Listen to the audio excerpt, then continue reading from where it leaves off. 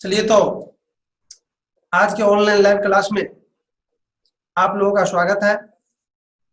जैसा कि आप लोग को मालूम ही है कि हमने पिछले क्लास में 12th के इतिहास के अध्याय 7 का कुछ पॉइंट पढ़ाए थे और शेष पॉइंट आज हम पढ़ाएंगे। शायद आज का पॉइंट होगा आपका विजयनगर साम्राज्य की अर्थव्यवस्था। क्या ये सही है? यही पॉइंट होगा? Yes sir. तो लिख लीजिए सभी आदमी, विजयनगर साम्राज्य की अर्थव्यवस्था।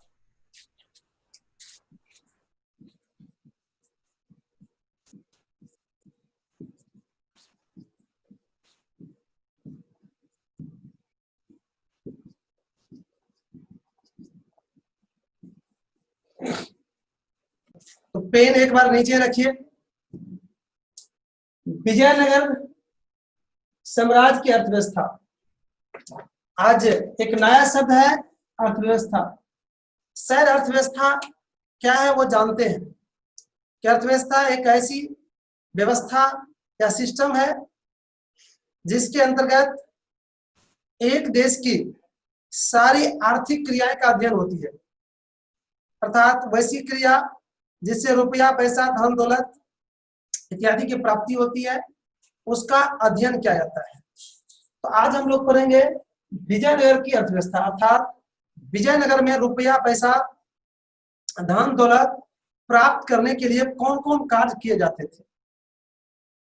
तो मैं बता दूं आप लोग को कि विजयनगर में धन दौलत, रुपया, पैसा प्राप्त करने के लिए कई साधन तो थे, लेकिन उनमें से कृषि सबसे प्रमुख थे। इसके अलावा उद्योग भी था, थोड़ा व्यापार भी था। तो मोटा मोटी दो तीन था, एक कृषि, दूसरा उद्योग और व्यापार। ये तीन मुख्य व्यवस्था था जिससे वहां की अर्थव्यवस्था, जिस पर वहां की अर्थव्यवस्था टिकी हुई थी। और मैं बता दूं आप लोग को, वहां के जो जमीन थी वो उपजाऊ थी, अतः वहां के शासक कृषि क्षेत्र पर काफी अधिक ध्यान देते थे। इसलिए कृषि की स्थिति अच्छी भी रहती थी, साथ साथ अर्थव्यवस्था का मुख्य आधार भी था। मैं आपको बता दूं कि कृषि क्षेत्र के विकास के लिए नहर, बांध, तालाब के साथ साथ कृषि यंत्र का भी खोज होते रहता था। परिणाम स्वरूप वहां पर कृषि की स्थिति अच्छी बनी हुई थी।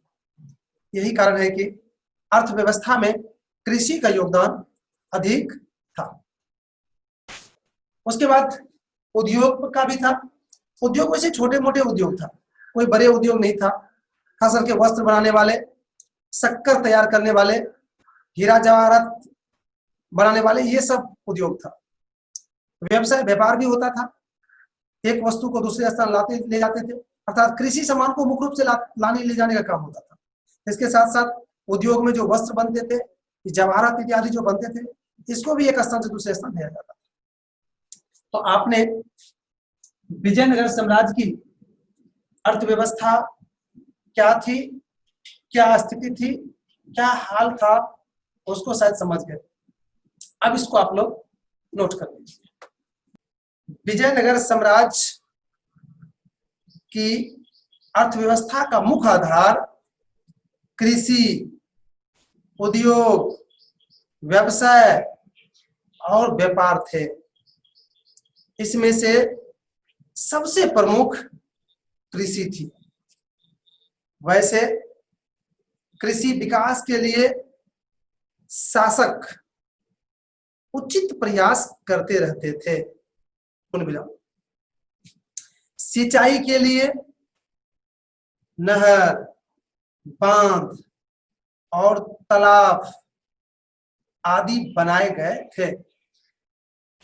यहाँ विभिन्न प्रकार के अनाज के साथ साथ तिलहन, नील, कपास, कोमा नारियल, कोमा इलायची, कोमा मिर्च आदि उपजाए जाते थे।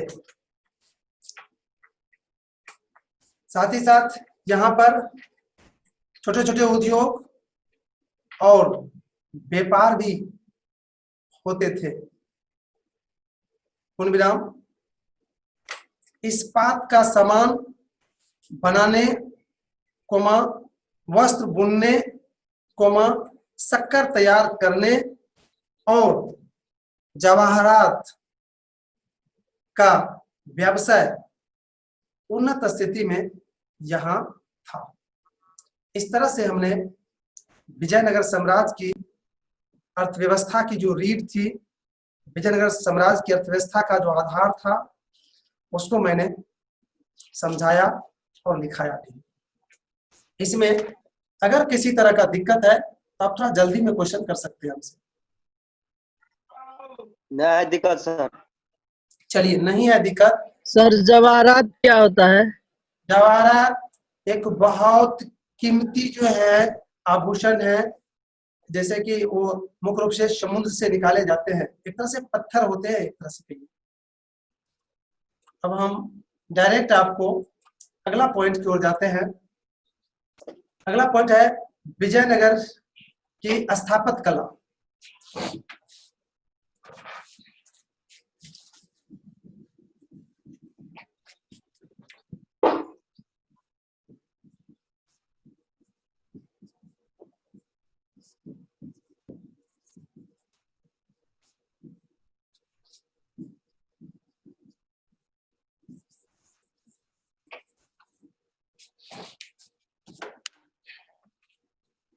इसको अगर लिख लिए हैं एक बार पेन नीचे रख दीजिए, सुनिए इसके विषय में।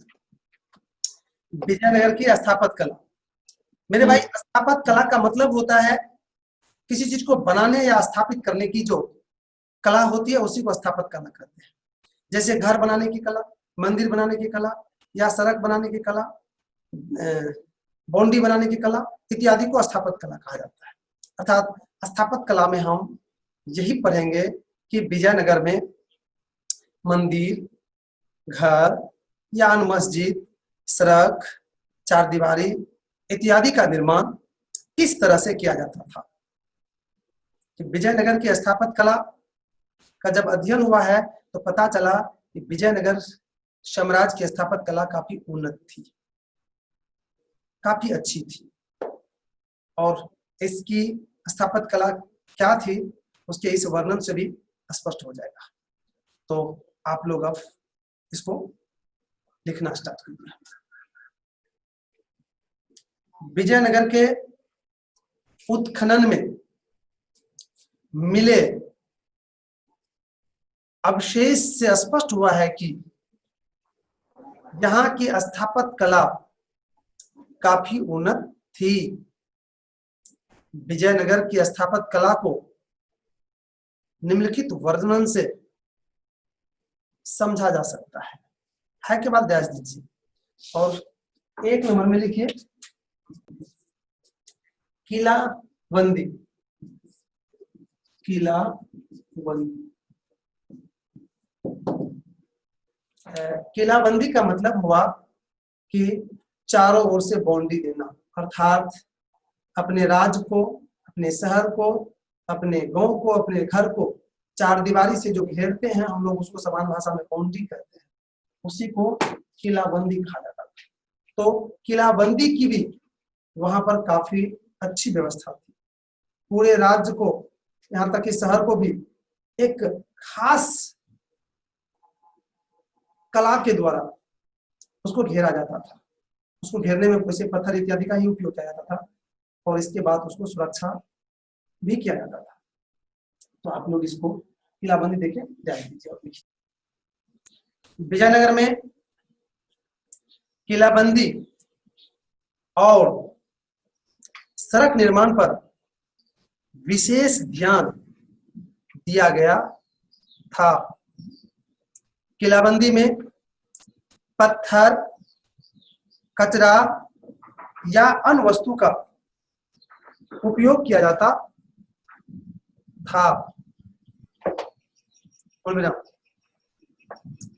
क्षेत्र के महत्व के अनुसार एक से अधिक घेरा से किलाबंदी किया जाता था। तो इस तरह से आपने देखे कि किलाबंदी किस तरह से किया जाता था और किलाबंदी से स्थापत्य कला के संबंध में भी जानकारी हमें मिली। अब हम दूसरा देखते हैं। दूसरा है प्रवेश द्वार।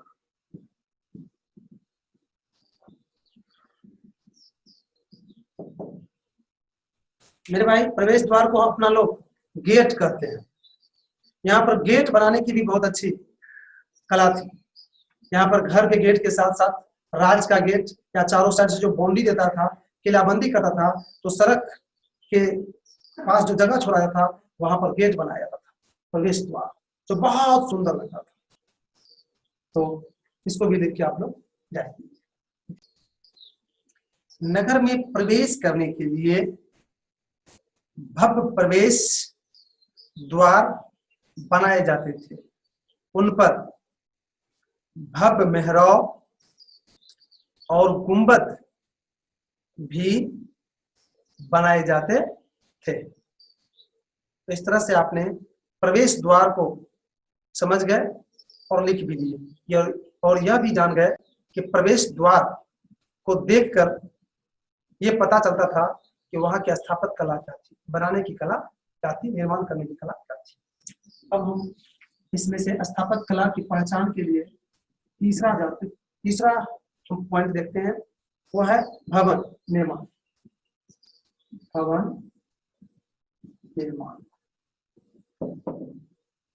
मैं बता दूं आप लोग को, विजयनगर के उत्खनन में जो भवन का अवशेष मिला है, वो कुछ भवन तो ऐसे हैं जो आश्चर्यचकित कर देता है। मैं आगे पढ़ाने वाला हूं। कमल महल, महानवमी डिब्बा, ये सब महल है जो देख के आश्चर्य लगता है कि उस समय भी इस तरह की कला थी भवन बनाने की। ऐसा मिस्त्री थे, ऐसा परियोजना था जिससे इतने सुंदर भवन बना था। और उसकी भवन बनाने और विशालता को देखकर ही इतिहासकारों ने विजयनगर के स्थापत्य कला को पढ़ने के लिए आपको दिए हैं। आपके 12th के इतिहास में सिलेबस में इसको शामिल किए हैं। तो भवन निर्माण देखिए, ध्यान दीजिए आप लोग, देखिए जहां कई तरह के भवन बनाए गए थे, समान लोगों के लिए फूस का, जबकि विशेष लोगों के लिए पक्का का मकान बनाए जाते थे। साथ ही विशेष कार्य के लिए काफी विशाल और सुंदर भवन भी बनाए जाते थे। तो इस तरह से आपने विजयनगर की स्थापत्य कला क्या थी, वह किलाबंदी, प्रवेश द्वार और भवन निर्माण की कला से आपने समझ गए और लिख भी दिए। अगर इसमें किसी भी तरह का दिक्कत है तो आप हमसे क्वेश्चन पूछ सकते हैं। जी, टाइम थोड़ा कम है, जल्दी में पूछिएगा। जी,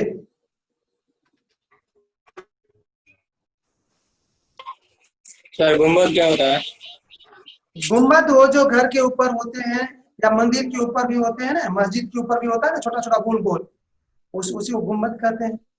गुम्बद तो आम शब्द है, इधर भी उपयोग किया जाता है। और कोई? चलिए, तो शायद आपको कोई समस्या नहीं है, दिक्कत नहीं है। हम आगे भी नहीं बढ़ पाएंगे क्योंकि समय इशारा कर रहा है। अतः आज की क्लास को यहीं पर रोकना पड़ रहा है।